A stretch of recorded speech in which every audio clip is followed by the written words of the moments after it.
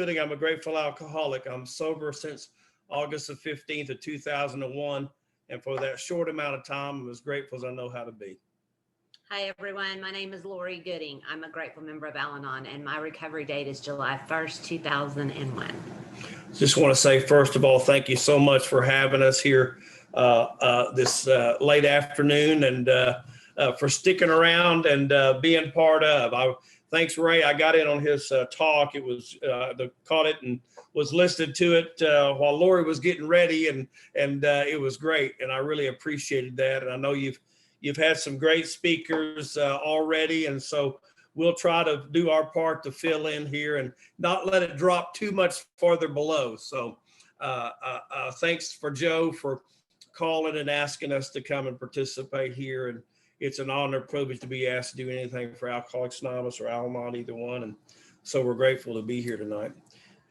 We're tasked tonight to talk a little about relationships and recovery. And I don't know about you all, but when I arrived at Alcoholics Anonymous, what I knew about relationships, you could put in a thimble. Although I had been in many, that didn't stop me from having them. I just didn't know what to do with them once I caught them. Lori and I have been together for 25 years. We've been married 21 years. I've been sober 19 years. You can do the math and figure out the horns in my head seem to fit the holes in her before I got sober. But I do need to tell you that before Lori and I met, I was married 3 other times. And the reason I like to tell people that, particularly in Alcoholics Anonymous, because when I arrived here, you people seem to be really big on this principle of rotation of service. And I wanted you to know that I knew about rotation of service long before I ever got into Alcoholics Anonymous. It seemed to be kind of important, but you didn't find that near as much traction as I thought it might by me here. But you know, what I have to look at and looking back at my life prior to coming to Alcoholics Anonymous, and in the big book of Alcoholics Anonymous on step 3, it talks about this relationship we have with self. And it talks about us being somewhat like an actor. Now, I'm one of these people that always feel somewhat that I don't need to have you just take on blind faith just because my name got on the flyer that I do belong here. I took my first drink when I was 11 years old. It seemed like I'd held out for about as long as I could. And I'm one of these people who that's described what Dr. Silkworth says, restless, irritable, discontented. I was a guy that, if I was here, it seemed like over there would be better. I'm a kid growing up that if I looked at you, I immediately felt out of place. It was like when I walked into kindergarten that those kids knew the answers to all the questions, but I don't know what book they're reading out of. And I think Bill Wilson said it the best in his essay on step 5 when he talked about anxious apartness. And that I absolutely knew what that felt like.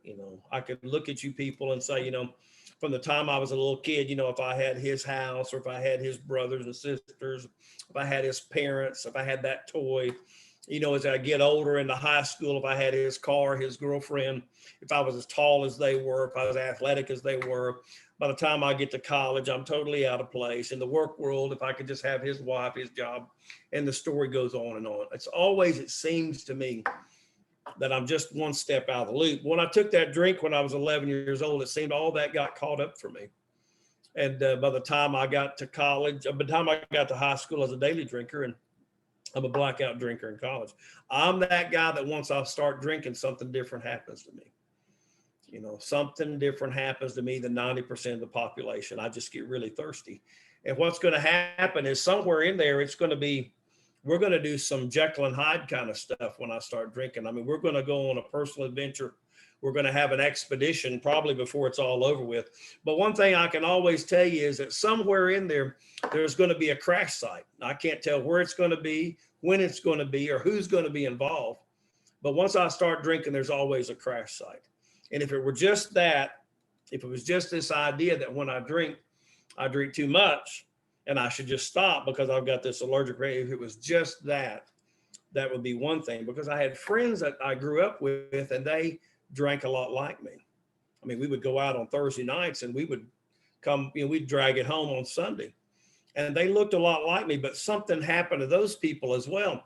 They met him or her, and they got a great job. They got a job that required them to work on Saturday. Now, let me just tell you this. Had anybody ever offered me a job that required me to work on Saturday, I'd have had to turn it down because I'm drinking Friday night. I will not be able to make it on Saturday. But these people actually show up for work, and they just stopped. And I thought they were just quitters. I mean, I just thought they were, well, good for them. But I like to drink. And the other piece of that puzzle was when I start drinking, I don't know about you all, but I like to run away from home. When I start drinking, I just go for 2 or 3 days. I'm not a person that goes out after work and says, hey, we're going to have a couple of cocktails. I'm a person that goes out after work and we're going to get it done. Whatever that requires, we're just going to do that. And so I'm a person that likes to run away from home. Lori will send me for bread on Thursday night, and I'll run into somebody like Dennis, and Dennis will say, what are you doing? And I'll say, I'm getting bread. And he'll say, well, what time do you need to be home? And I'll say, 50 minutes. And he'll say, well, let's go to the log in, have a couple of beers, and you can be home. And so I go to the log in, have a couple of beers with Dennis on Thursday night, fully intended to be home in 50 minutes. Now, Sunday, when I get home, everybody's mad at me. I don't know if you've had these experiences before, but they're all mad. And I don't know why I've got the damn bread. I brought it home. And when that happens to me, I like to get everybody together because I like to tell them the story all at one time, because there's always a story. And it usually involves something like this. I'll never do that again. I am really sorry. Somewhere in the course of that story, it's going to lead to Dennis. And I've got to talk to him about how I ran into Dennis. And you all know this. Of course, it's no big news to you all. Dennis is always the problem. I mean, when you go drinking with Dennis, you don't get home for a couple of days. And I'll be going to tell him that Dennis was the real problem. Had I not run into him, I'd have been home on time. And somewhere while I'm telling that story, the craziest thing begins to happen to me is I begin to believe that's right, that Dennis is the problem. And I say that thing that I always say, I promise you this will never happen again. And I might make it 24, 36, 72 hours on a really good stretch, and I find myself drinking again. And so this piece of this puzzle that we come to Alcoholics Anonymous with, that I can't drink and I can't not drink. Because every time I say I'm not going to, I start again. And I don't realize that before I come to AA. And this piece of the puzzle in step 3 that it talks about this idea that I'm an actor, but I'm really a frustrated director is really what it really is. And what I do, and I have been doing this all my life, is that when I meet somebody, I automatically assign them a role. Now I see my friend Sue on here tonight, so I'm going to use Sue because I've used her before and I've already made plenty of amends to her. So it'll be satisfactory that I use her. This is just a great example of how I do in my life, is that I meet Sue, and Sue's attractive. She's cute. And so, you know how we alcoholics are, in the first 15 seconds, I have Sue in my life planned out. In the first 15 seconds, I've assigned her a role and I have planned our life out. Now, Sue doesn't know I've assigned her this role. She is clueless about that. And it would be unfair to tell her the role that I've assigned her, but I've assigned her a role. You know how alcoholics are. We date with a U-Haul and a toothbrush anyway. So Sue and I began to pursue this relationship hot and heavy. Now, after about a month, when things begin to cool a bit, I begin to notice things about Sue. I notice that when we're out in public, she doesn't stand as close to me as the role requires. And I've also noticed when there's other men around, she doesn't hold my hand as quickly, or perhaps I even have to grab her. She doesn't follow the script well at all. And the part about all that is I begin to get frustrated with Sue. And what I'll do is I'll be really kind to Sue, or I'll be a total jerk to Sue to get her to act the way the script calls for her to act, assigning these roles to her. And what happens when I begin, after about 6 weeks, and I realize that Sue doesn't have starlet potential, although it appeared she did early on. I need to get a couple of understudies to make sure that they're ready to fill the starlet role, because I don't want my star, obviously isn't going to work out. So I need some understudies. The trouble with that is Sue eventually finds out about the understudies, and here we go. And I've been doing that with people my whole life. I've been meeting people from the time I'm a little kid. assigning them a role and expecting them to fulfill the way it needs to look for me to be happy. I illustrate that, and Sue, by the way, I'll do another apology publicly on Tuesday night when we're together. But the way this works is that I've been doing that my whole life. Somehow I expect you to somehow fulfill these roles that I've assigned you, and then I'll be really happy. And I've been, the most illustrative example of that is the male-female relationship. But I've been doing my friends, my work associates, my mother and father, my whole life. I've assigned people roles, and they have constantly let me down. So is it any wonder when I begin to try to have these allegedly adult relationships with women that I struggle? It's not just with women. I struggle with everyone. You know, everyone's a threat. Everybody's a problem for me. I mean, my whole life is that way. And I don't know how to have relationships because I've assigned people these roles and they don't fulfill them. And so I run through them. And that's exacerbated by this horrible case of alcoholism I have. And along about the time that my life was becoming really chaotic, and I had met hostage number 3, and she and I had produced a hostage-ette, and the courts had set her free because she got into her right mind, and the court set them free. Somewhere in there, I met Lori, and the holes in my head, or the horns in my head, as I seemed to fit the holes in her. Now, I did not know she was untreated Al-Anon. So if you're out there and you're single and you're prospecting, just be sure to ask a lot of relevant questions, is what I'm saying to you. They're fun to have, these untreated Al-Anon. They'll help you. They just help you. But when they start getting help, you're high and dry, pal. That's all I'm saying. But what happened is that Lori and I got together, and of course, I don't know how to have relationships. And we began to do the alcoholic dance. And Lori had this great job, and I'm a lawyer by trade. And I say that because I was willing to trade that career for almost anything for a drink at the end. But what happened is that I just began this. If you read Bill's story, where he talks about that idea that he became a lone wolf, which was just another great idea, way for him to say, I couldn't find work. I'm just unemployed. I became this lone wolf, and I began to just kind of pass around from law firms. At one time, I'd had this 15-man law firm in downtown Oklahoma City, but my drinking career overtook my legal career, and that law firm got evicted from that building. And but anyway, I meet Lori here while I'm in one of these passing around stages, and she's got this great job, and so I began that part of my life where I became a functioning alcoholic. I found a wife that worked. And I like to say and tell people that during that period of time, I became a go-getter. I would take her to work and go get her. That's what I would do. And so my alcoholism, in the last 3 years of my drinking, I just never drew a sober breath. And Lord began to run me around to try to get me fixed what was wrong with me.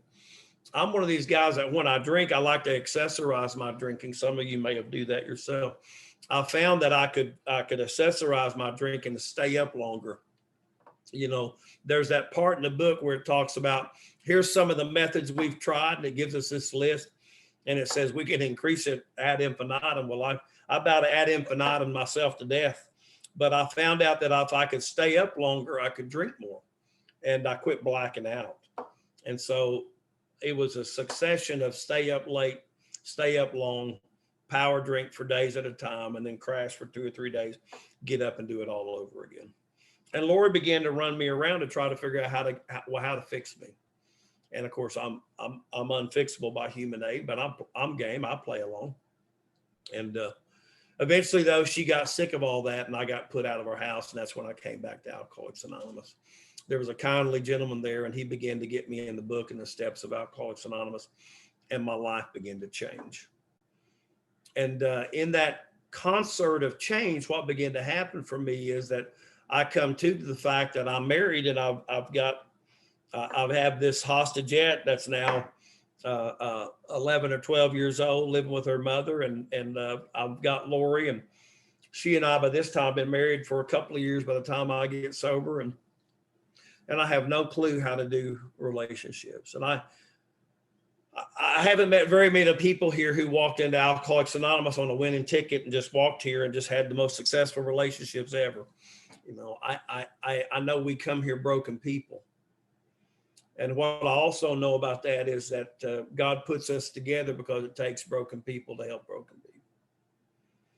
And as Don began to take me through the steps, he spent a lot of time with me on step 3. I think sometimes we look at step 3 and ask people, are they willing to believe in something in 2? And we just get the prayer and we go. But step 3 is critical. It was certainly critical for me. And it's certainly critical for me to understand the relationships in my life. And for Lori and I to have any kind of shot at a healthy relationship, the first thing I had to do was get a relationship with God that I found here. His power greater than myself.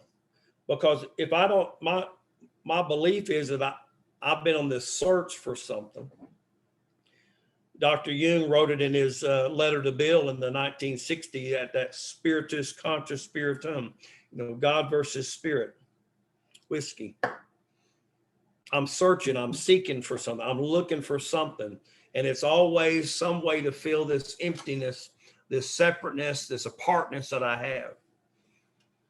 And it's just one more deal. And so I've got to, when I get here, I understand that the most important relationship I can have and I can develop here is this relationship with the power. Matter of fact, it is so critical and so important that the first 100 wrote in the book, they said, this is the keystone. It says, if you struggle here, and I'm paraphrasing, if you struggle here, you'll struggle with the rest of the steps. If this keystone, the slot at the top, if it's not locked in place, I'm going to struggle with everything else. And Don impressed upon me the necessity to have that relationship, to establish that relationship. And I'm not going to sit here and tell you that in a twinkling of an eye that I established a relationship. Lori and I got good and life's been great ever since then. If I told you that, that would in itself be a lie. So lightning might strike me right where I'm sitting. So I'm not telling you that. But what I'm telling you is that I began a journey, and I think that's what we do here in Alcoholics Anonymous. I think that's what we do in Al-Anon, that we have this journey that we begin. And I was fortunate enough that Lori went to Al-Anon, actually went to Al-Anon before I got sober. And there came a time when she'd had enough and threw me out of the house again, and rightly so. And when I came to AA, I did have a problem. Now, drinking wasn't one of them. My problem was I was thrown out of the house, and I need to figure out how to get back in there. But what I've discovered when I got here is that you people told me that I really don't have a drinking problem. What I have is a living problem. Now, if you're new in Alcoholics Anonymous and you're here tonight and you're under this belief because everybody has told you you have a drinking problem, please don't go home tonight and tell them, hey, this guy from Oklahoma said, I don't really have a drinking problem, because they'll come hunt me down and they'll probably shoot you on the spot. And don't do that. Just let them believe you've got a drinking problem. They believe that for years anyway. Don't bust their bubble, you know. But what Alcoholics Anonymous told me was I didn't have a drinking problem. I had a drinking solution, because I don't know how to live life. And not knowing how to live life, I certainly don't know how to have relationships. But Don impressed upon me the necessity to have this relationship with this power. And that if I got that relationship right, if I could strive to make that relationship firm, if I could strive to make that relationship good, if my vertical relationship got good, my horizontal relationships would all get better. And so that's what I started to do. And Lori and I began to, as she journeyed in Al-Anon and I began to journey in Alcoholics Anonymous, we had to find workable solutions to real world problems. Like, which side does the toilet paper hang down from? Now that's a problem. I mean, these are problems that people will go to divorce court over, which way the toilet paper hangs on the roll. You all know this. I've seen people get divorced over how to load the dishwasher. It's just crazy around here. But these are the things we fight about. I mean, these are the things we're willing to go to the mat over. Lori and I were doing a workshop. I didn't know the dishes were such a big deal. We were doing a family retreat down in Texas a few years ago with about a couple hundred people. And apparently how to load the dishwasher is a big damn deal in Texas. Didn't know that till I got down there, but it's a big deal. And apparently it's big enough deal you'll hire lawyers over it down there. So we'll fight about anything because I need to be right. One of the things I've learned here in Alcoholics Anonymous is that, that deal they tell you, do you want to be right or do you want to be happy? Most of us say, well, I want to be right and happy. That would be great. But what I found here is that, my desire in life and what the literature tells me is that I've ceased fighting anything or anybody. And one of the things I have to always evaluate whenever Lori and I have a bump, or whenever somebody comes to me that somebody I sponsor have a bump, one of the first things I ask them is, how big a deal is this? I mean, is this we're going to launch nuclear weapons big deal? Or is this like you may have to sleep in another bedroom for a night? Or is this just like an anthill that you're trying to make into the Tetons? I mean, tell me what this is. I mean, how big a deal is this we're talking about? Most things I've discovered that I've had real struggles with Lori is that they're the anthill variety, but I want to make them because I need to plead my case. I need to make them the Teton version of whatever it is we're talking about. And I'll just give you an example. We're doing some remodeling here in our house. And I had an idea about what I'm moving my office to a different room in the house, my home office, which we seem all to have a lot of these days. I'm moving it to another part of my house, our house. And I've just thought that my TV was going to follow me in there. It seemed to be a logical kind of deal. It's on the credenza where I'm going to move in there. I thought the TV would just come with me. But where it's situated, it's opens to the new family room that we've turned our mask. Anyway, it would be really in close proximity to the main TV, to which I never thought. But in the moment when she said, no, you're not going to have a TV in here, it became a big damn deal for about 5 minutes, because I needed to have the TV and I needed to be right. And there were some other people around, so I really needed to defend my position. You ever have to do that? Defend your position? Do you ever get into an argument about 30 seconds into it, you think, I'm just damn wrong, but just go ahead anyway. Just go ahead. Just lay it all out there. I'm just going to defend the hell out of it here for the next. At the end of 5 minutes, what I decided was, this is ridiculous. I'm defending a position that's crazy. But see, the difference is today, I wake up to the fact that I get into some crazy arguments, mostly internally. Bill Wilson talked about that idea of worldly clamor, mostly within ourselves. And I'll get tangled up in worldly clamor, and it just seems to pop out in this relationship. The first 100, when they put that book together, they talked about, when they were talking about the principles of Alcoholics Anonymous, they said something like this, that a much more important demonstration of our principles lie before us of our respective homes, occupations, and affairs.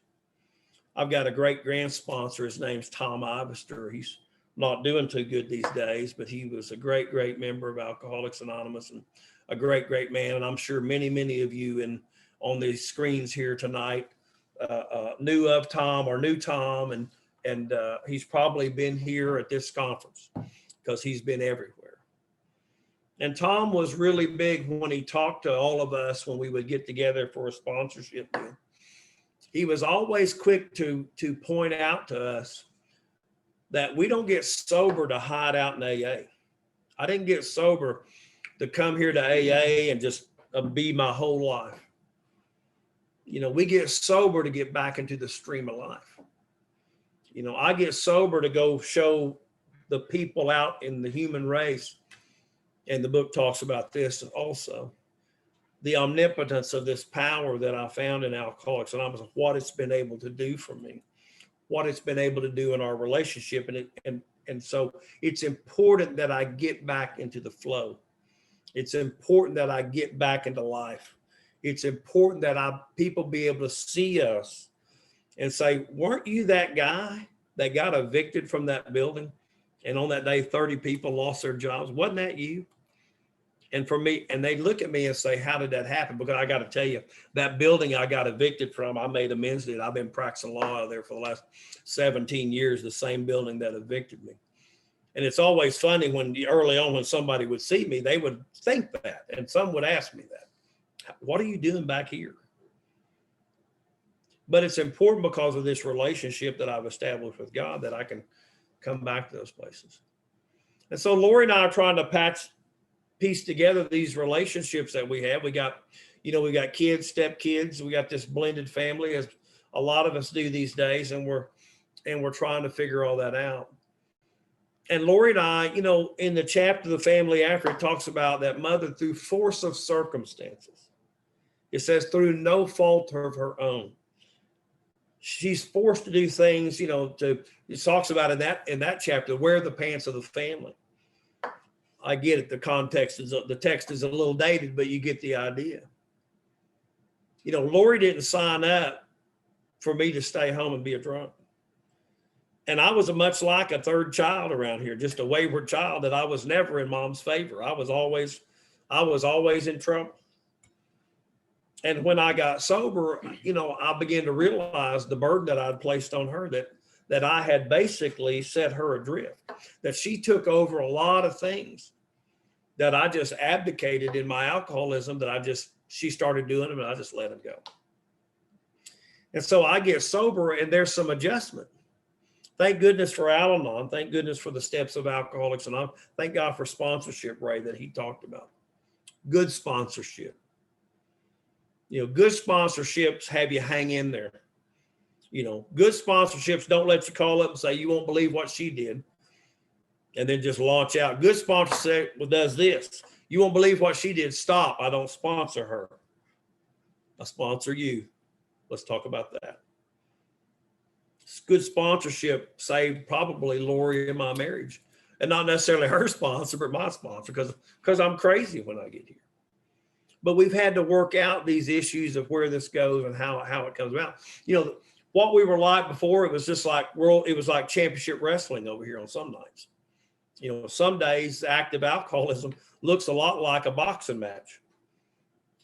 And then God's grace intervenes and it puts two people together, looking at each other saying, what do we do now? How do we do this? And then what happens is through the steps of Alcoholics Anonymous and the steps of Al-Anon, good sponsorship, what happens is that grace that we receive in that moment begins to penetrate our lives. It begins to penetrate my life. It begins to penetrate her life.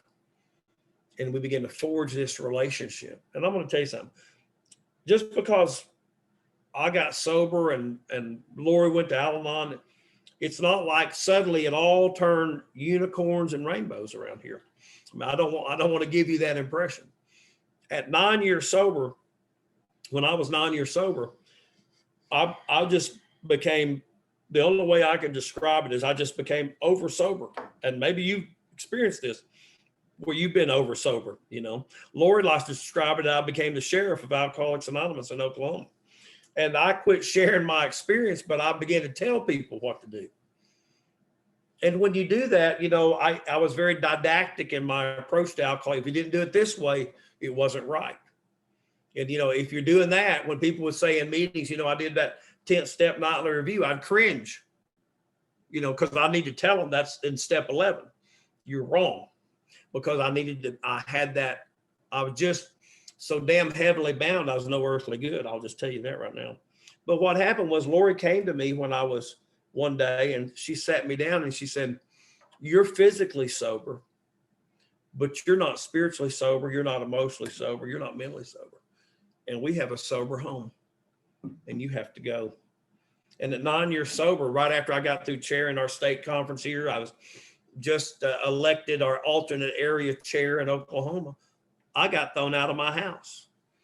Now, that's a pretty humbling experience for a guy that's just trying to be famous in an anonymous program. I just need to tell you that right now.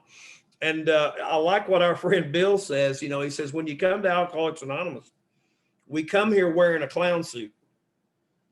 Now, we don't throw it away. We hang it in the closet because we're going to need it again. If you stay locked up long, you might have to let it out, but we're going to need it again. And I had to take the clown suit out at 9 years sober and wear it around for a while. And it's been amazing to me that period of time when I was so didactic and so legalistic in my approach to Alcoholics Anonymous, I looked around and there was approximately 1,999,970 people staying sober, doing it absolutely the wrong way. It's amazing to me. And what happened to me is that I had this other surrender in Alcoholics Anonymous. And I say that because what happened for me is that I had this deeper commitment to AA, and everything in my life changed, and everything in Lori's and my relationship changed once again. And, you know, a lot of people during this crazy time we're in, where we've been locked up, shut up, you know, kind of like what they say they're going to do to us before we get sober, you know, everything but covered up. There's a lot of people locked up in their houses today with somebody they really can't stand. They really don't even like them. And I've had the most fortunate experience because over this last 9 months, I've been locked up in the house with the person I love the most and the person I have the absolute best time with. And the person who, when we get together, we have fun no matter what. Even right square in the middle of a pandemic, we have a good time. And we found ways to do that. You know, we found ways to be together and be happy, to give each other space. Now, I'm one of these guys that I'm up early in the morning. I'm up early. I'm a 6 o'clock guy. I saw Joe P. shake her head. I'm up early. I got it. I'm up early. I'll spend about an hour in prayer and meditation, got books that I read, then I'm off. I'll go to the gym or whatever, I'm going. When we got locked down here, Lori, she's not a morning person. I mean, I get up, I'm ready. I could go to a rock concert as soon as I get up. I got energy, man. I've been sleeping for 4 or 5 hours. I'm ready to go. Lori's like, she needs to ease into the day, right, Joe? Just ease into the day. Get up, do some readings, self-care, have some coffee. That's right. Have coffee. Ease into the day. I forget that. I get up after I've been locked up here for about a day and a half. I get up and I'm popping around. She said, whoa, easy, big fella. So we had to go through an adjustment period. We had to go through this period that now I'm home. I'm not off to work. I'm not coming in, Jim, off to work before she gets up. We had this. And once again, we had to figure that out. You know, relationships in Alcoholics Anonymous and Al-Anon, relationships for us are difficult. But I think they're difficult for everyone. I don't think alcoholics and Al-Anons have a market on difficult relationships. You know, in our book, several times it says things like this, more than most, the alcoholic leads a double life, and implying that normal people have double lives too, that people other than alcoholics can have these double lives. It'll say things like this, that the alcoholic's an extreme example of self-will run right, leading to the conclusion that there are other people who have self-will run right. We're just to the far right of everybody. We're the extreme example of that. So it's not that these relationship troubles for us probably are any more unique than other people. As a matter of fact, in the sex inventory, it even talks about it there. We all have sex problems. We'd hardly be human if we didn't. And you know, earlier this year, somebody not obviously in their right thinking called Lori and I up and said, will you all do your 4-hour sex workshop? I said, well, I think I could talk about sex for about 5 minutes. Lori could probably go about an hour and a half. I got about 5 good minutes in me for sex talk. You know what I like to do, Jennifer? I like to say booger every once in a while just to watch you do that. There you go. Anyway. You're awful. I know. But what I've discovered in our relationship is that Lori and I are able to sit down and we've been able to talk through a lot of stuff. You know, I caused a lot of damage in our relationship. My behavior prior to getting sober caused a lot of damage in our relationship. There was a lot of areas that had to have a lot of healing. There was a lot of amends that had to be made, a lot of time that had to pass. There had to be a lot of set down heartfelt talks over time between Lori and I. I just don't think that a commitment to a relationship, you just look at each other and say, okay, we're good. Let's just go get it.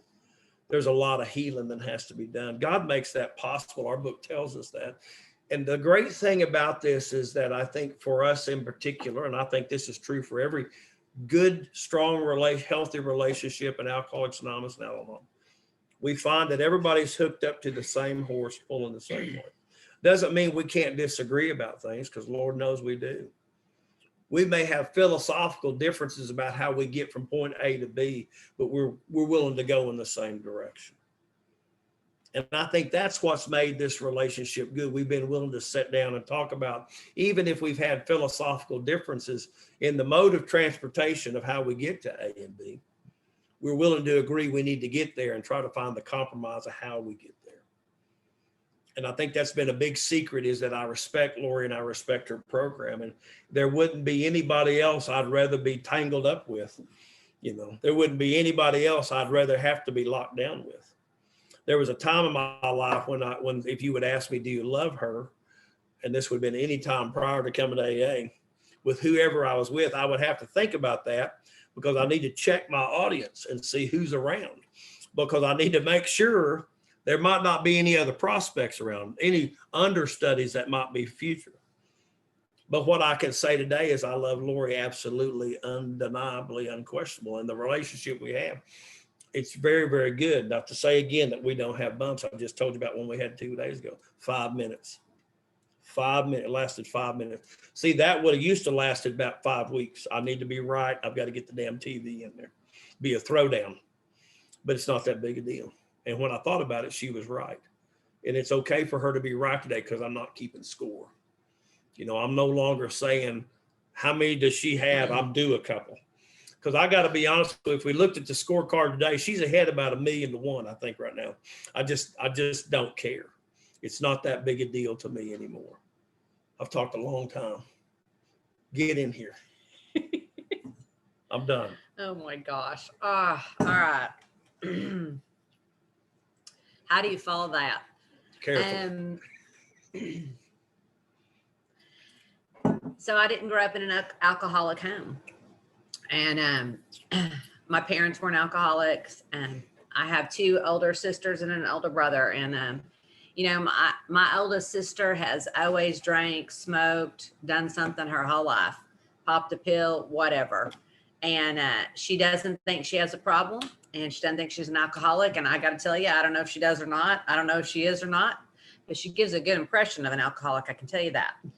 And then I got a sister that is 10 years older than me, and she actually came into the rooms of AA about, I don't remember, 12 years ago, something like that. And she stayed for about 7 years. And one day I got a call from her, and she was crying, and I answered the phone, and I said, "What is wrong?" And she said, "I don't think I'm an alcoholic." And I said, "Why are you crying?" And she said, "Because I really want to be." And I said, "What's going on?" And she said, I talked to my sponsor. I feel like a fake and a fraud in those meetings. I've talked to my sponsor and went back through the steps. And I don't think I'm an alcoholic. And I said, "Well, why did you come to AA in the first place then?" And she said, "Well, if I'm being honest, I thought my husband would follow me in the rooms." And I said, "Welcome to Al-Anon." And then I got had a brother who is 6 years older than me. And 2 years ago, it'll be 2 years next month, he died of this disease. And he died the alcoholic death that they talk about in the big book of Alcoholics Anonymous. My brother was 6'5", and he weighed 135 pounds.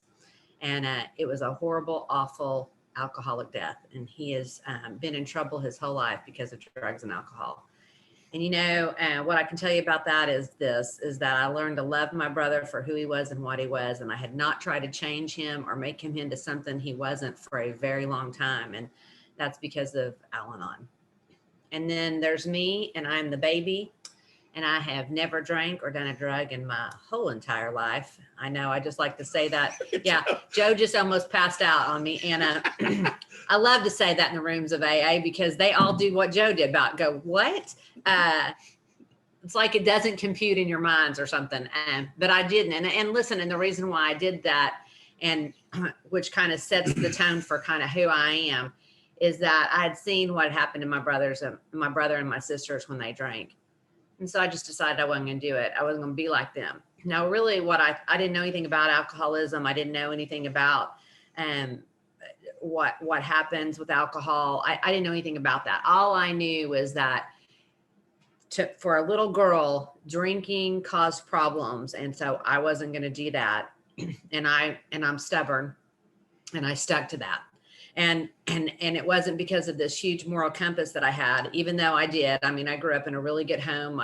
My dad, was a hardworking man, and he started a church when I was a little girl. He wasn't a minister or anything like that, but he was a deacon of a church, and he was a song leader of our church. And my mom was a Sunday school teacher. So I grew up with morals and principles and all that, and that may had a little bit to do with my decision not to drink. But really what I know today is that was my way of controlling.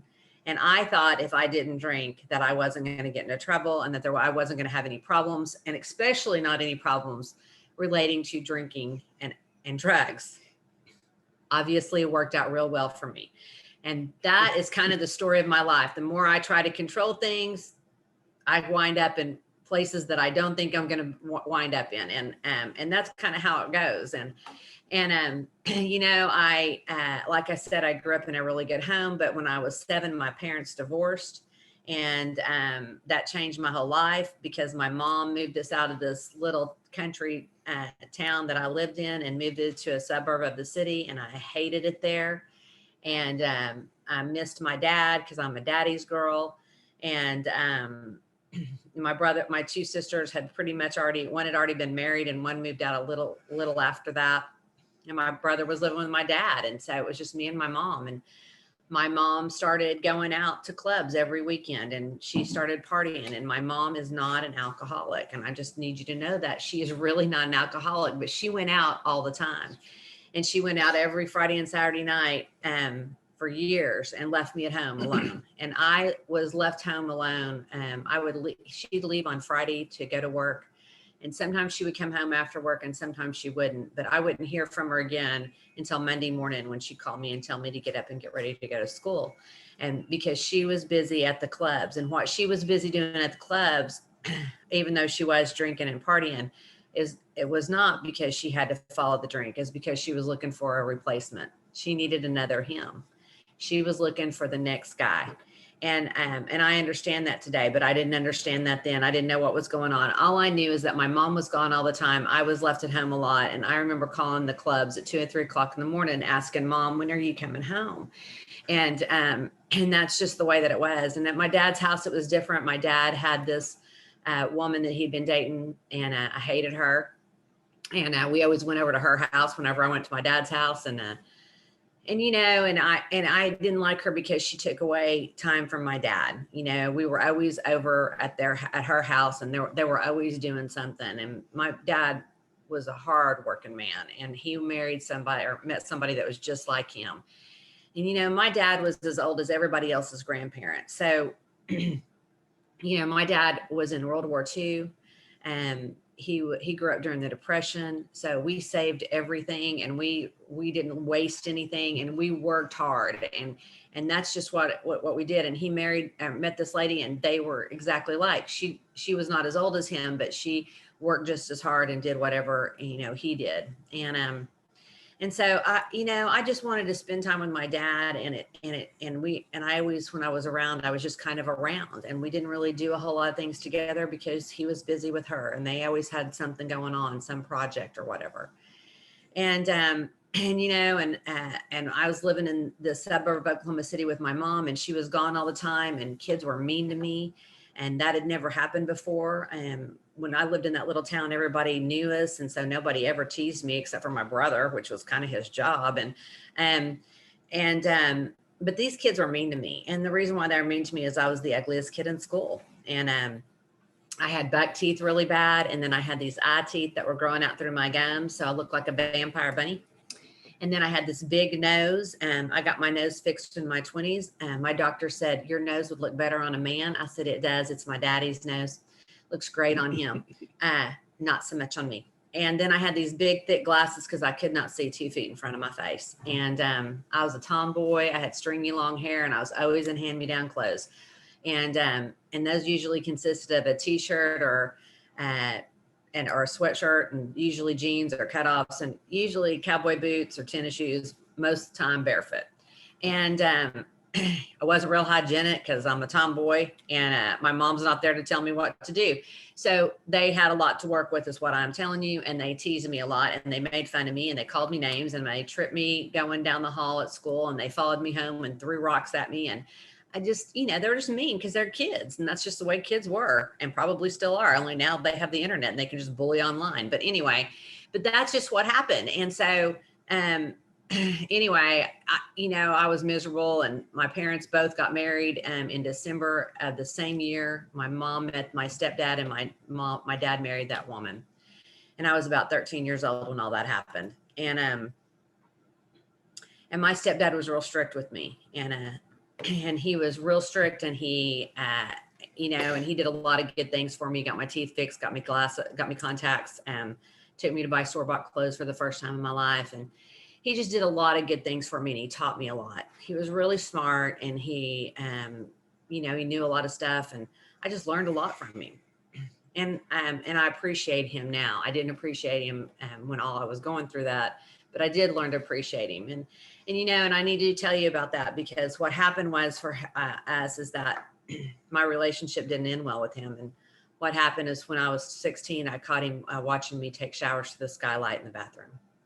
And I went and told my mom, and my mom caught him on top of the roof and asked him, it was 11:30 at night, asked him what he was doing. And she said, and he told her he was cleaning the gutters. And, I don't know that my mom believed him.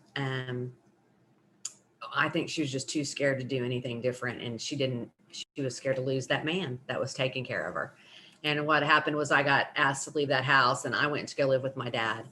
And that was great. And because again, I'm a daddy's girl, and I love my dad. And so, when I turned 19, I met this guy, and I met him in September, and in November he asked me to marry him, and we got married in March. And my daddy hated him. And I don't know what you were like at 19, but I knew everything. And he tried to tell me I was making a big mistake, and just to wait. But again, I know everything. And that also doesn't just end at 19. I think I know everything all the time. I'm just going to tell you that is a character defect that will grow with me. And so I got married. I instantly knew it was the biggest mistake of my life. But unfortunately, I'm the type of person that I was trying to be the good girl in my family, and I wanted to do everything right, and I wanted to make my parents proud. And so I don't make mistakes. I just don't. I don't make mistakes. If I do, I'm not going to admit it. Sure as heck is not going to apologize for it. And it's always going to be somebody else's fault. I'm just going to tell you, I take responsibility for nothing. And so when you have that mentality, when you get married at 19 and know that it's the biggest mistake of your life, you can't say anything, because I don't want to hear, I told you so. And I don't want to hear what how wrong I was. So I do what I've been taught to do my whole life, which is not a bad thing, but doesn't always work in certain situations, which is you just work hard.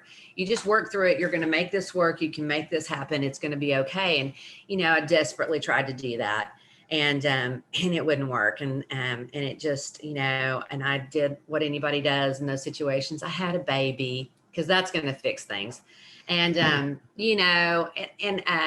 honestly, I didn't really honestly planned on having a baby. It was a total mistake. But anyway, but I had a baby and had my son, and I was just miserable. And I wanted a way out of the marriage. And again, I don't want it to be my fault. So I've got to make it to where it's all his fault. And I couldn't think of a reason to get a divorce.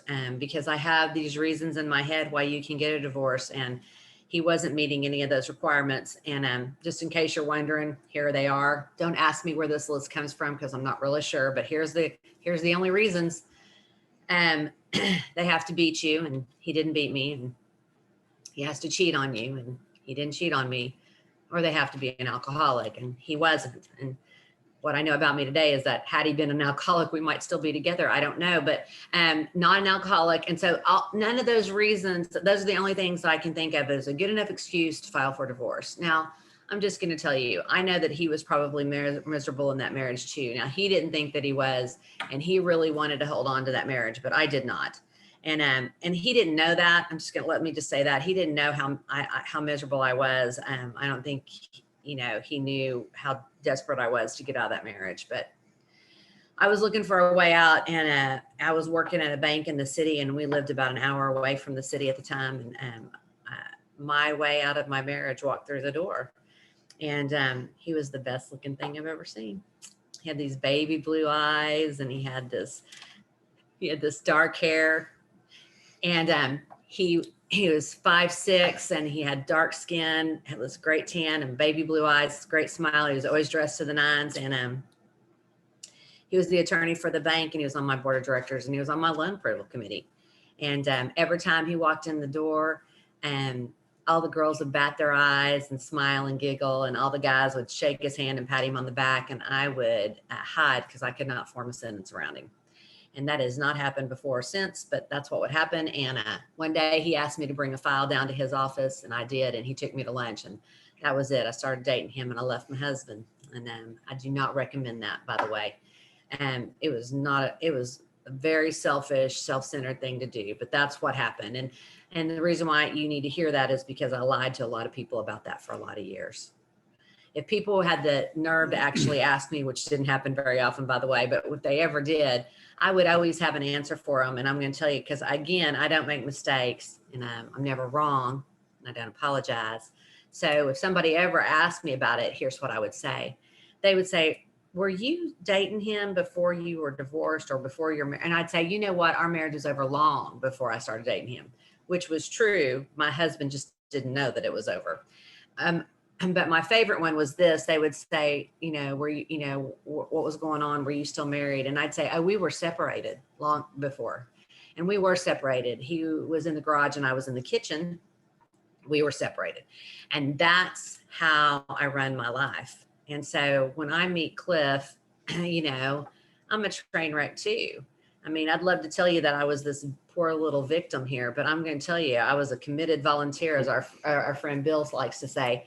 And so I don't know anything about alcoholism. Now, I know my brother has problems with drinking and stuff, but I don't know about alcoholism. And I don't know what's going on with him. We have a great time together. We have so much fun, and everything seems to be going great, except that he doesn't sleep for like days at a time. And then he sleeps for days at a time. And so I'm trying to figure that out. And if you're somebody like me, and you're untreated and you have no program and you don't know what's going on, you figure it out. You're a figure outer. I've got to fix him, and I'm going to get him taken care of. And so I start running him around to doctors, and we start going to see a counselor because I'm going to figure out why he doesn't sleep and what's going on. And I ask him why he doesn't sleep. He tells me he has a sleeping disorder. That just tells me that we've got to go to the right doctor to get him help. And we start seeing a counselor because we start fighting, and they're horrible fights. And we go start seeing this counselor. I'd never been to a counselor before. And she gives me this intake sheet to fill out. And like I said, I'd never been to a counselor before. And so on this intake sheet has these questions like, have you ever drank more than 2 or 3 drinks at a time? Have you ever taken prescription drugs? Have you ever abused prescription drugs? Have you ever taken illegal drugs? Have you ever smoked marijuana? Have you ever had more than 2 sexual partners at a time? Have you ever dressed promiscuously? I am checking no as fast as I can check no on this form, thinking, who comes in here? I mean, I just need a little relationship advice. What is all this? I just don't get it. And that lady took that form from me, and she goes, give me 10 minutes to look this over. I'll be right back. And I said, okay. And she had barely walked in that office before she turned right back around and looked at me and said, the only thing sick about you is that you're dating Cliff Gooding. Let's talk about that. And when she said that, what I heard was, see, it's him. It's not you. He's the problem. And I'm going to tell you, I based the rest of our decisions on the fact that he was the problem. And we went to this counselor for 2 years, and, nothing was getting better. And she finally had enough of us and sent us to somebody else. And that doctor figured him out pretty quickly. And he had been up for days at a time again. And she gave me a prescription for tranquilizers. And she told me to give him one at 6. And then if he wasn't in bed by 10, give him another one, but to go to bed and leave him alone. And that's what I did. And the next morning I got up, and he was not in bed with me, which was not an uncommon occurrence at this time because he usually had fallen asleep in another room or on the couch or something. And this particular morning I got up and he was in our mother-in-law room on the other side of the house, and I went to open it and it was barricaded shut and with a love seat, which had not happened before. And by the way, which is no barrier for people like us. We can get into anywhere. There's an alcoholic in Fort Knox. We'll get to you. I'm just telling you. And we can search and seek and destroy. It's our God-given gift, I'm pretty sure. And I broke in on him and he was passed out. And there was an empty bottle of vodka and an empty bottle of wine and a little clear package with some white substance on top of the adult videotapes that had run out. And that's how I found out. And people used to say to me, "Oh, you were in denial." And I said, "I wish I could blame denial. I was just an idiot." And anyway, I hit him as hard as I could hit him. And he flew out of that bed and I shook that package at him. And I said, "What the heck is this?" And he looked at that package. He looked back at me. He goes, "I don't know." And another fight ensued. And, I told him that he had to go tell his daughter's mother what was going on. And he did that. And they went to a meeting and he came home and he said, "I'm going to do 90 meetings in 90 days. And I had no idea what he was talking about. And I didn't care. So I called her, and I wish I could tell you I called her because I knew she was a member of AA and she was going to have some sage advice for me, but I called her to check up on him. And I said, "Did he tell you what he's been doing?" And she said, "Yes." And I said, "What do I do?" And she said, "Would you be willing to go to a meeting with me tomorrow?" And I said, yes. And the reason why I said yes is because I was pretty much out of ideas. I had tried everything that I knew to do to get him to do and act the way that I wanted him to do and act, and nothing had helped. Nothing had worked. I'd tried begging, pleading, crying, throwing a fit, threatening. I've done everything. I've searched through pockets and cars and drawers and looked at emails and listened to voicemails. I've tried everything to do to have some sort of control over that and try to get him to do and act the way that I thought he should do and act. And none of that worked. And so I was out of ideas. Other than I was going to kill him. That was pretty much my last idea, was I was going to have to kill him. I was pretty sure if he was dead, my life would be good. And I'm still convinced to this day, one of the worst things that can happen for untreated Al-Anons is for us to watch too many episodes of Forensic Files and 48 Hours Mysteries. Because we've planned your death so many times, you have no idea. And we're pretty sure we're going to get away with it because we've learned from all those other people's mistakes. And so I was going to kill him, and it was either kill him or go to a meeting. So I thought, I can kill him later if this doesn't work. So I'll try the meeting. And that was it. That was my decision. And I went, and I didn't go because I needed help. I went because you guys were going to somehow give me the magic answer to get him sober. Because I didn't have a problem. He was the problem. And when I started dating Cliff, there were people that knew me and knew Cliff, and they would call me. I mean, it's not like people didn't try to warn me. They would call me and they would say, "Are you dating Cliff Gooding?" And I'd say, "Yeah." "You know him?" And they go, "Oh yeah." And I'd say, "Tell me about him." And this is generally the conversation every time. They'd say, "Oh, well, he's brilliant. He's one of the smartest men you'll ever meet." And I knew that. He did his undergraduate in 3 years. He graduated top 5% in his law class. He was 7th, I think, in his law school. And they'd say, "And he's really successful." And I knew that. He had this huge law firm at the time. And they'd say, "And he's a lot of fun." Well, I knew that. We've been having tons of fun together. And then they'd say this, "But he's a liar. He's a cheat. He's arrogant. He's egotistical. You cannot trust him as far as you can throw him, and you need to stay away from him." And what I heard was, "He needs you." And that is the truth. That's what I heard, because I can fix him, because that's how I am. There has not been anything in my life that I haven't been able to figure out or figure a way out of. And I've always been able to fix it, except when it comes to alcoholism. And so I start going to Al-Anon, and I go to Al-Anon for 45 days. Cliff relapsed. I make him leave the house. He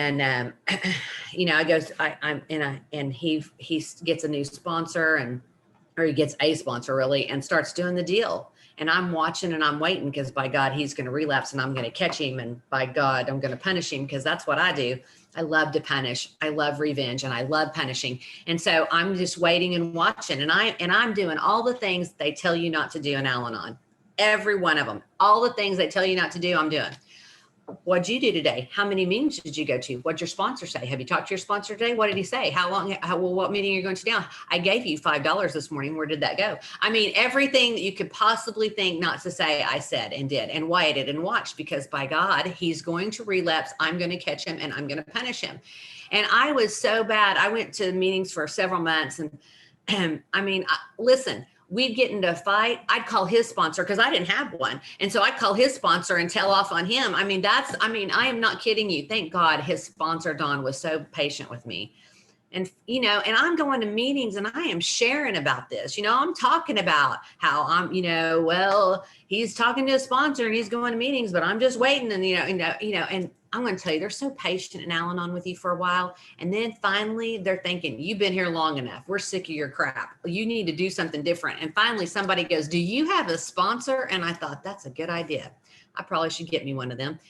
And I did. And I got this sponsor, and she saved me. I mean, she just saved me. She's been my sponsor ever since I've been here for the whole 19 and a half years. I talk to her every week. She keeps tabs on me, and she started taking me through those steps.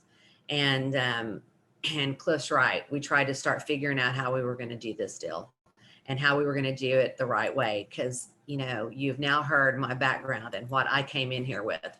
It's not like I had these great role models and relationships to base anything on. And I certainly didn't have any spiritual principles. And, I came in here thinking that I had this God of my understanding and that I trusted God. And when I got to the third step, my sponsor said to me, do you trust God? And I said, yeah. And she's like, no, you don't. And I was like, well, yes, I do. And she was like, no, you don't. And I was like, how dare she, and I was like, I can't believe you'd say that. She goes, I can't believe you'd say you trust him. And I go, why do you think I don't trust him? She goes, why do you think you do? And I said, well, because I do. She goes, no, you don't. You've been trying to do his job your whole life. And she was right.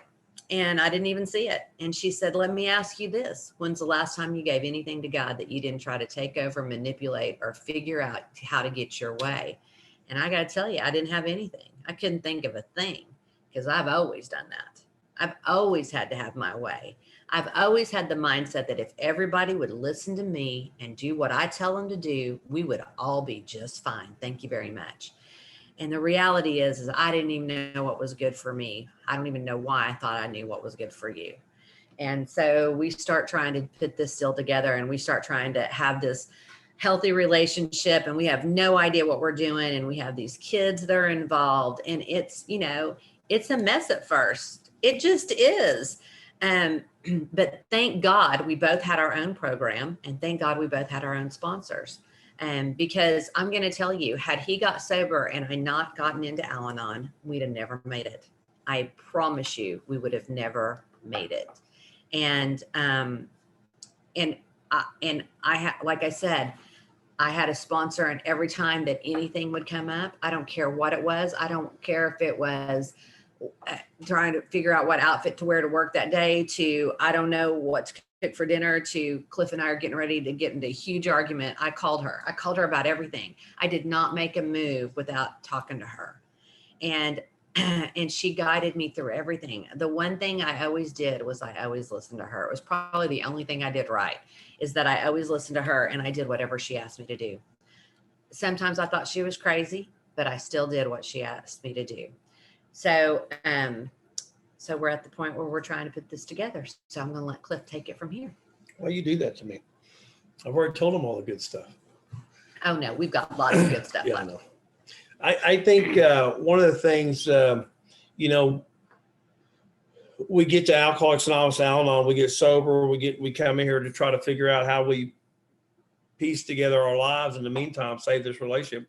One of the most important things that Lori and I did early on is that I started at the AA meetings. Those AA classes I was going to, they would talk about the traditions in there. And what Lori and I began to do as we continued this adventure that we were on, is we begin to figure out that in order for this spiritual unit called a marriage to survive, that the traditions had to be brought home. You know, it's important to practice the steps and the principles of the steps in our relationships. But what even became more important was to learn that the traditions that saved the AA group from each and every one of us, come to find out those same traditions, you could bring them off the wall and into your marriage, into your house, and they work just fine there. And like the steps of Alcoholics Anonymous, tradition 1 recites the problem, the disunity that we might encounter. And you know, when I got sober and we get together, our relationship is horribly disunified. You know, I'm a disunifying juggernaut in our relationship, and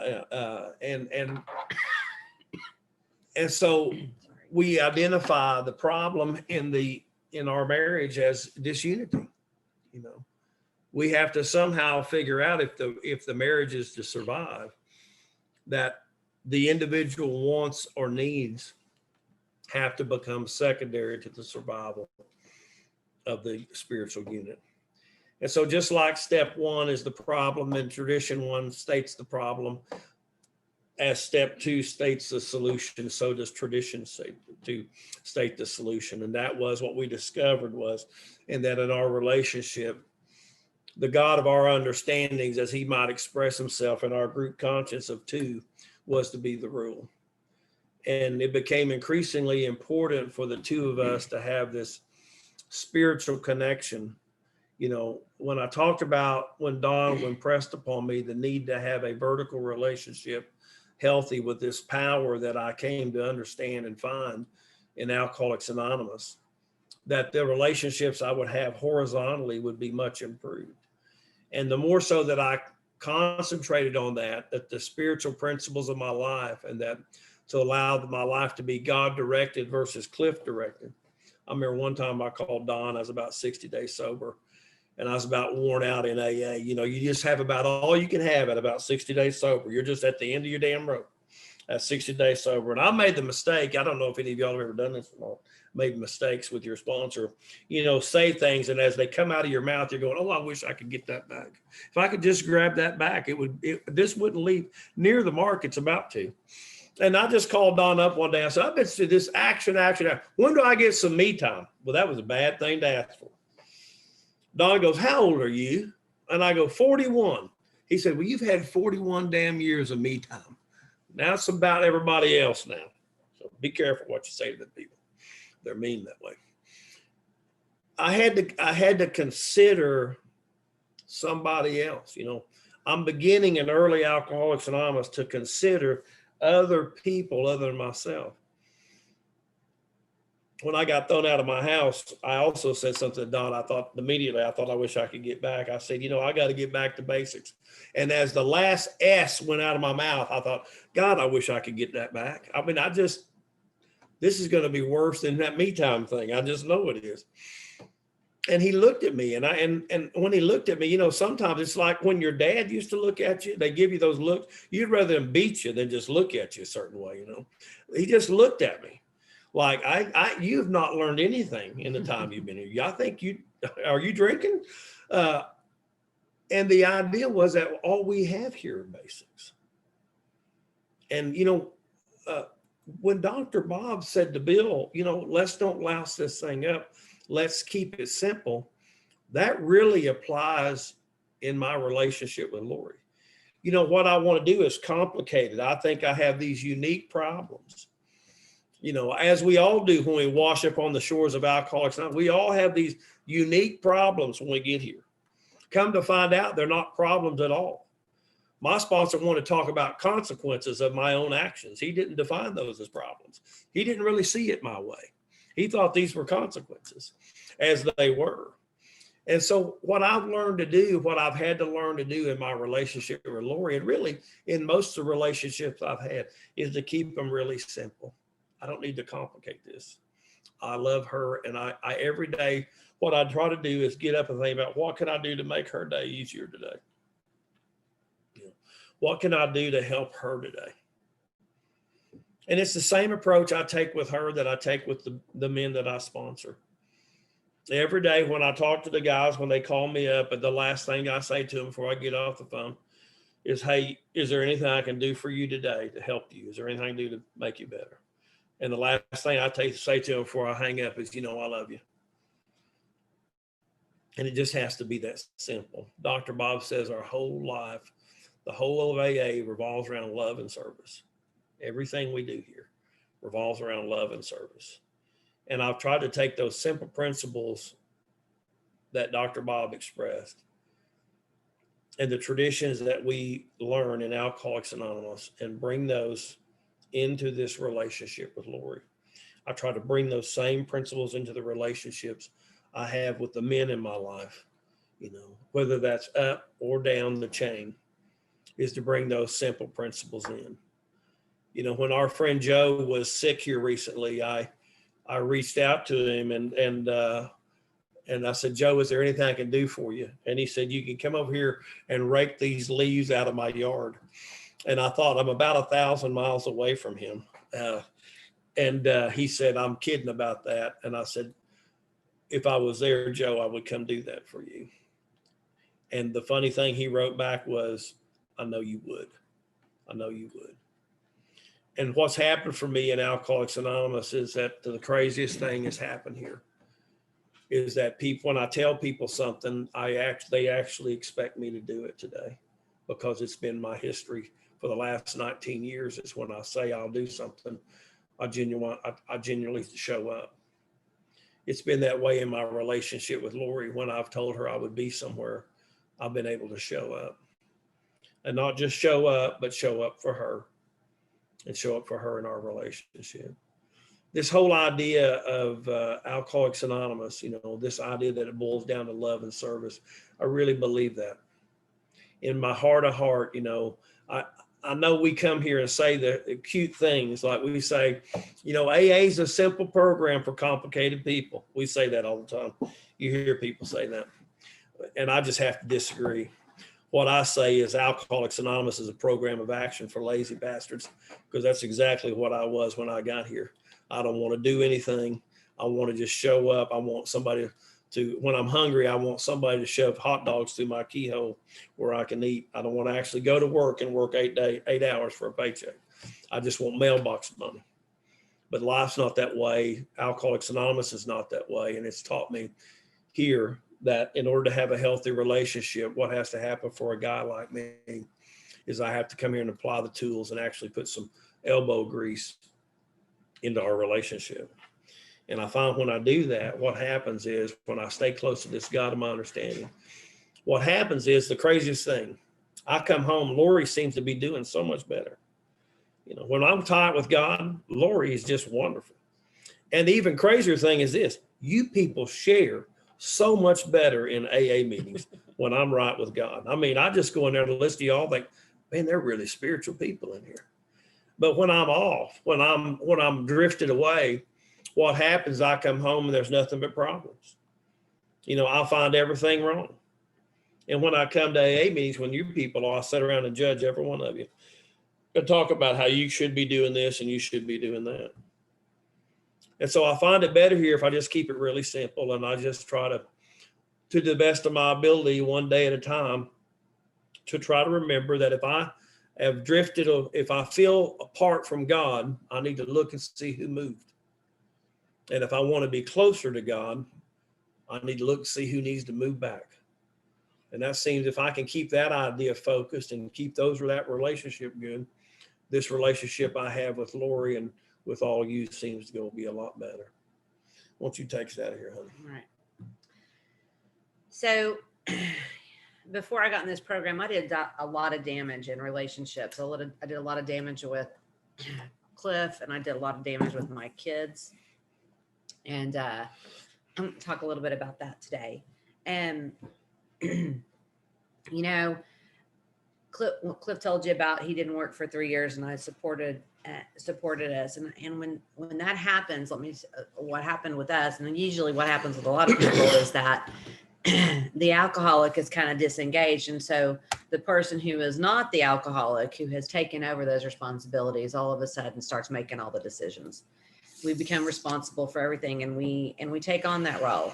And a lot of times we take on that role because that's just what we're taught. And sometimes we take out that role because we have to. And some of us just kind of don't relish in that because we get to run the show. And mine was a little bit of all that. I knew that you just take care of your stuff, you have responsibilities, and you just do what you have to do. And, what I didn't know is that every time that I paid a bill, and every time that I made excuses for him of why he couldn't go to work, or when I lied to my family members why he couldn't show up for an event, what I didn't know is that I was just enabling his drinking and his using, because that just gave him more excuse and more reason and more money to do what he wanted to do. But I didn't know that at the time. And then what happens is he gets sober, and he now is awake and aware of everything that's going on in our lives. And all of a sudden he wants a say. And that's really hard for somebody like me. I've been doing the whole show here for a while. I've been paying all the bills and taking care of everything and making all the decisions. And all of a sudden, he wakes up one day, and I've gone to the grocery store, and all of a sudden he says, "Hey, why are we buying these kind of potato chips? I'd rather us have these kind of potato chips." And I'm like, "I've been buying the same potato chips for 3 years. What do you care, buddy?"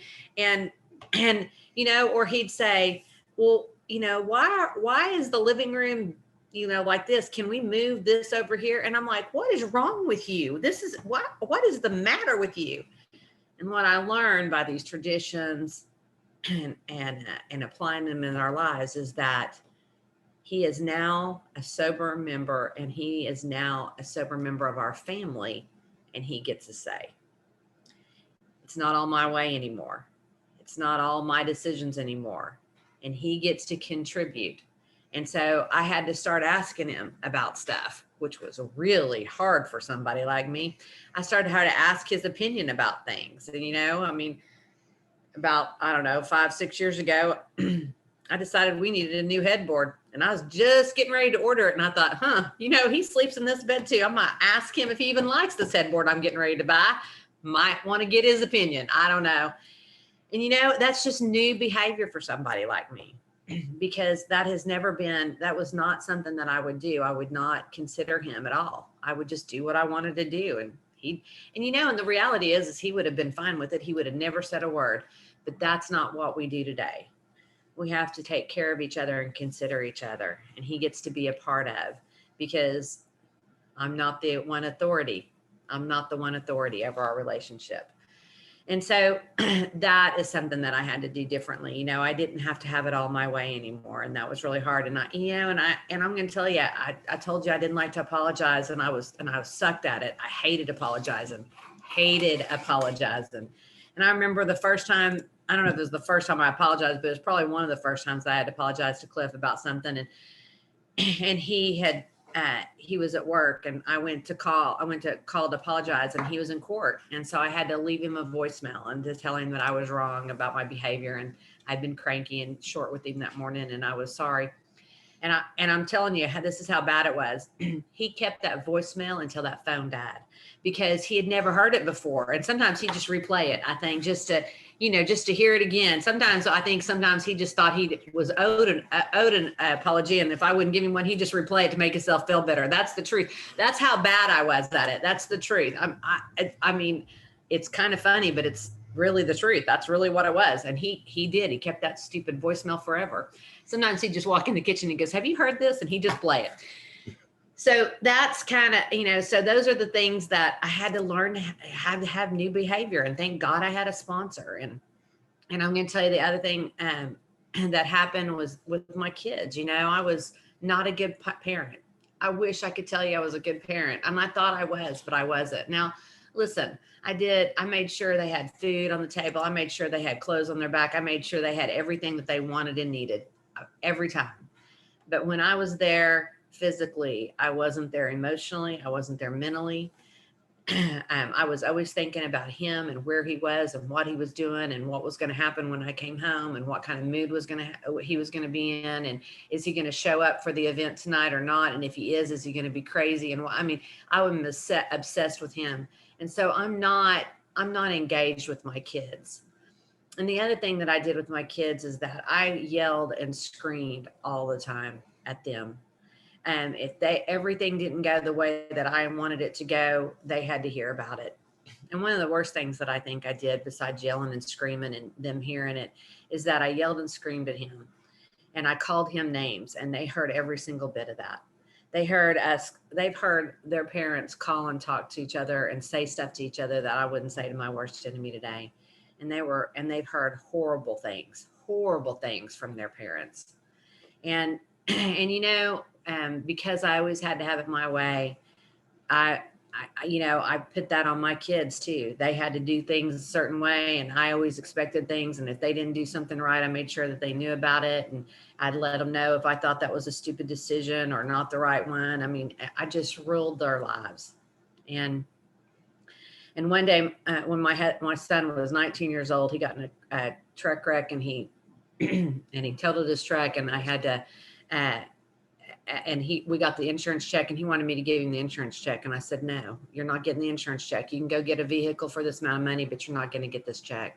And he got mad and left, and he didn't talk to me. And I called my sponsor. I was calling him every day, and he wouldn't answer. And I was blowing up his phone and texting him. And I finally called my sponsor after a couple of days, and she said, okay, here's what we're going to do. And I said, what? She goes, leave him alone. And I thought that was a crazy idea, because it was my child after all. And she said, you're just going to leave him alone. And so I did. And after 3 months, she told me the one thing that you can do is you can get a card for him, and it can say, I love you and I miss you, Mom. And so I finally did that. I hadn't talked to him for 3 months. I got him this card. I had a sponsee whose best friend's husband worked with my son, and I gave her the card on Monday night. And I said, can you get this to Colby? And she said, yeah. And the next morning, about 10 o'clock, my phone starts blowing up. And it's Colby, and he's like, Mom, I'm sorry. I was just mad, and I just missed you. I miss you, and I miss Cliff, and I hope we can get together. Can we have dinner this week? And I was so excited. And so I called my sponsee, and I said, so you got Colby that card? And she said, nope, still in my car. And you see, that's how God works in my life. I'm supposed to show up, take action, and get out of the way and let God do his work. And for some reason, sometimes I forget that.